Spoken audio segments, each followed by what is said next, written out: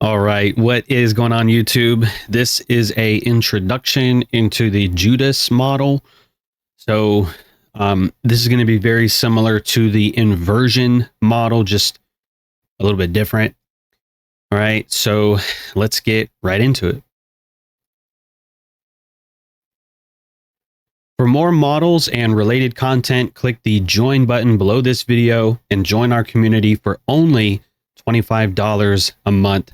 You'll get access to our Discord community as well as other perks like the live stream chat access, members only videos, 2 market reviews every week that are also for members only, as well as a sniper loyalty badge next to your name.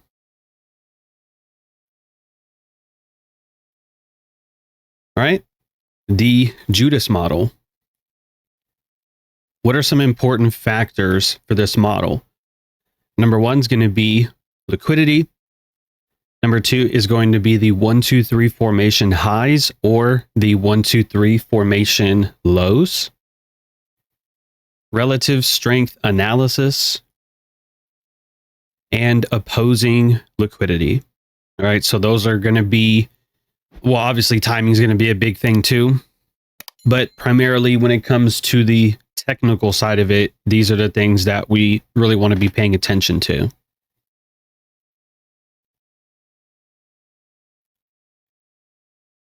All right, so here is a visual representation of the Judas model. Again, it's very similar to the inversion model, but I did want to give this a specific name for the specific criteria. All right, so down here, we have the 1, 2, 3 formation lows. We have a low here, a second one here, and then a third low here, right? So 1, 2, 3 lows as a formation. There is going to be an imbalance on the way lower, ideally the very last one. And when that gets traded through, it doesn't always have to be this way, but primarily it's typically high probability if you wait for that last imbalance to get traded through.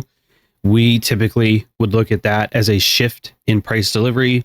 And then when price trades down and into that imbalance, right, it should act as a inverted imbalance. And so that is the entry technique, the inverted imbalance entry.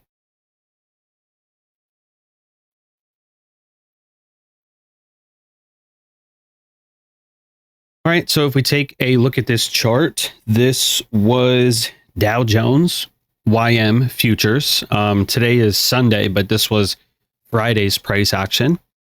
And this was something that I went over as well on the live stream, if you guys remember that. But can you see the Judas model here?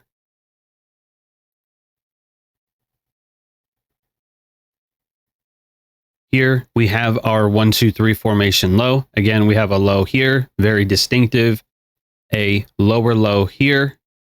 Price does not continue higher and ends up making a third lower low here. Then it trades higher. This right here is the very last imbalance on the way lower.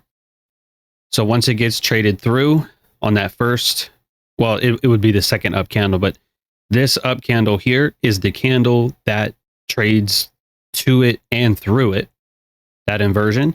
So this down candle here, that would be the entry, the stop. When I trade this model, ideally my stop goes to the low here. So in this case, there would have been a little bit of drawdown. Market rallies, imbalance here, and then we continue higher, retracement, and then the continuation. Okay, but that is the entry model here for higher pricing.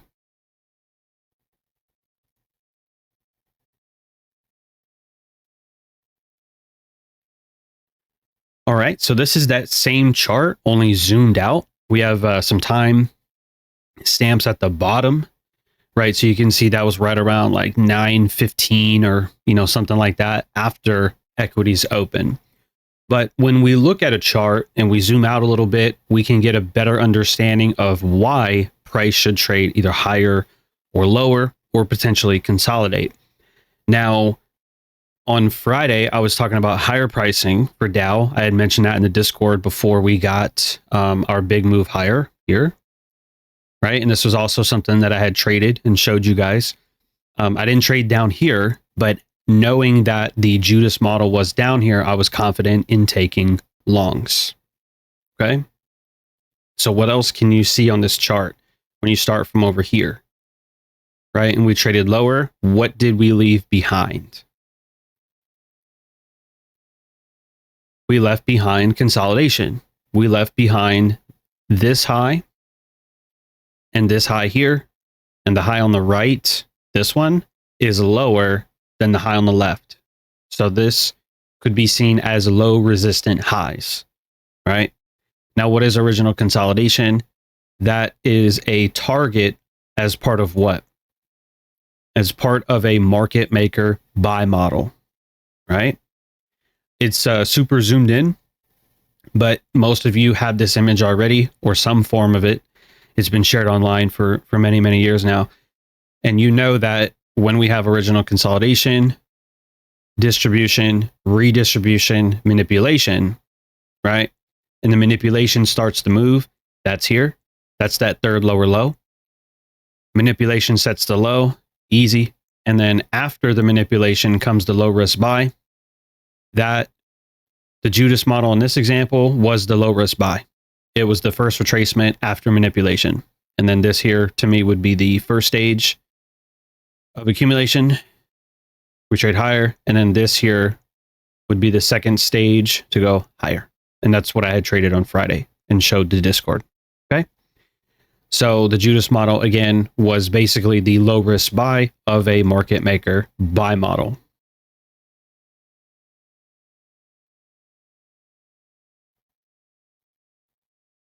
Now, how can we trust that the low's been set?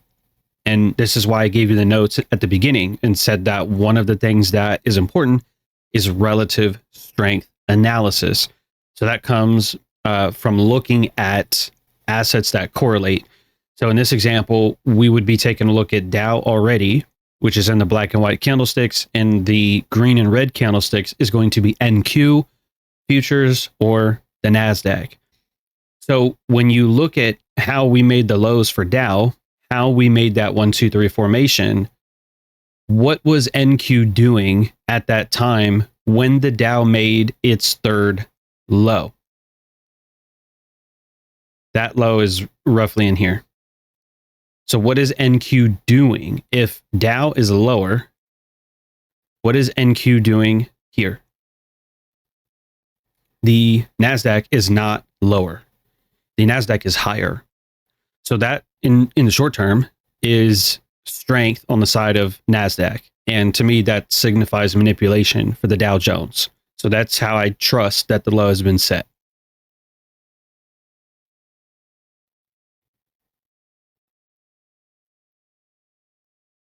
All right, risk management for demo practice for the Judas model. So again, for demo practice, if you are a beginner or even a emotional trader, I would stick to 0.5% to 1% risk for every trade.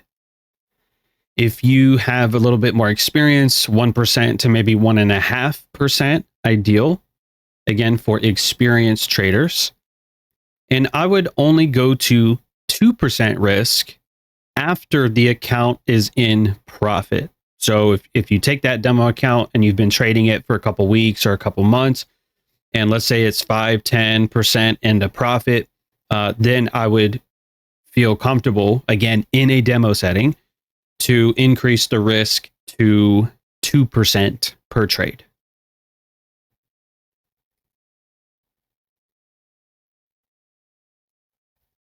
All right, trade management for the Judas model, again, in a demo setting.